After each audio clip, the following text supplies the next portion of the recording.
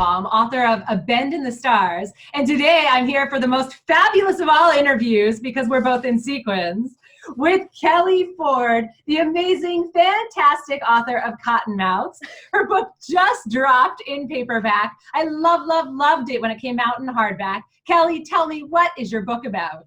Yes, it is chickens, lesbians, and meth. I have all three. So in Cottonmouths, a woman becomes an unwitting accomplice in her former best friend and true love's small town drug operation, like you do, igniting old wounds and threatening to expose addictions both of them would rather keep concealed. Cottonmouths is often shelved as LGBTQ literature. How do you feel about being pigeonholed that way?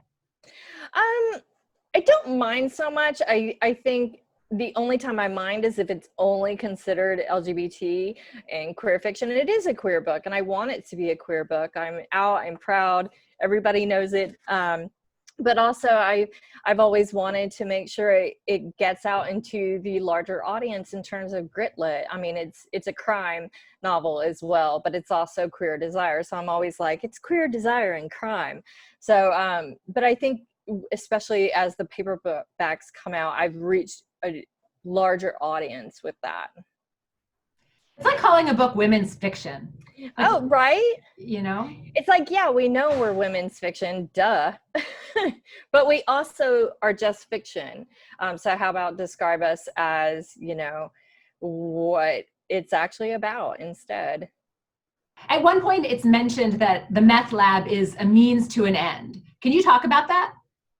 Yeah, it's a means to an end. And so what I wanted to do with Cottonmouths is also just highlight really why people get into some of these situations, like having a family member who was involved in a similar situation. It's just nobody goes into something like this being like, I want to be a criminal, you know.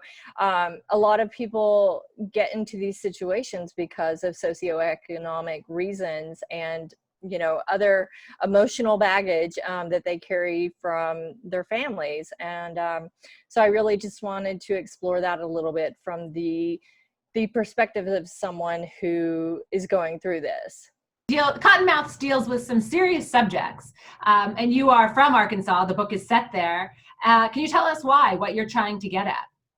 Yeah, I think for a lot of people, it's where I came of age, and I didn't leave Arkansas until after I left college. So it's so much a part of me, and it's so much a part of my experience. It's home for me. I have such a love-hate relationship, but it's always also wanting to see myself reflected in the place that I grew up, and I didn't have that. And so much of it is just, you know, presenting this other view of that world from a different perspective than perhaps a lot of people know.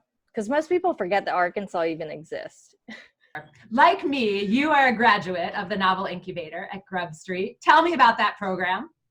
Yes, I was in the inaugural class, so we were definitely the guinea pigs. And when I was in the class, it was both Michelle Hoover and Lisa Borders. So I got lucky by having two mentors out of the process, and we just had a blast. It was the beginning of the program. We weren't really sure how anything would go, but it was amazing. As you know, I think we're in our 10th or 11th year now with the program.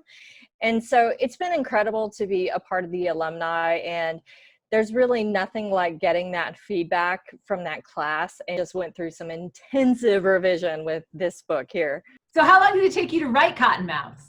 Oh God, all told, about 14 years. That sounds terrible. I should say that's from start to finish, but I also had a full-time job in between there working in IT. So I had to take many breaks, but it took a long time from start to finish. But that was about it, from first draft to publishing. When did you know you wanted to be a writer? Oh God, that's a very long answer. And I'm just going to say, I didn't really know until I started really doing it. I always wrote, but I never really thought, hey, I'm going to be a writer. It was just something I always did in various forms.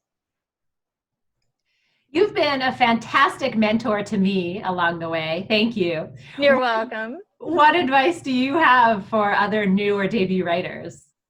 I think it's what you had mentioned on a Writer's Bone podcast, which is just to be patient. I mean, of course, this took me 14 years, so I have enormous amounts of patience, but really not trying to stress too much about getting it out the door, and just take that time, doing the fine-tooth comb read throughs and revisions of making sure it's the best it can possibly be, because once it's out, it's out. Can't go back. Thank you so much for coming on. Kelly, may you sell many, many books. Yes, let's shimmy out.